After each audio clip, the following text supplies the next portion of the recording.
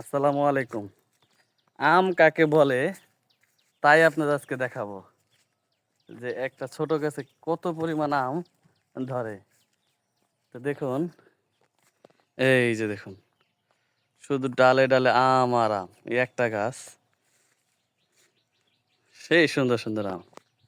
এই যে, না ছিড়বো কেন, এগুলো এখনো হয় নাই, পাকে নাই, এ বড় হবে তারপরে। সেই আম, এই দেখুন।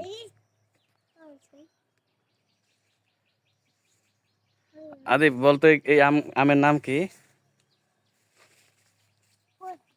হ্যাঁ, তাই পাগলা, এটা ফজলি না, এটা হচ্ছে ন্যাংরা। হ্যাঁ, প্রচুর আম। হ্যাঁ, কি আম এগুলো? কি আম বলো? ন্যাংটা গলি না ন্যাংরা আম গলি?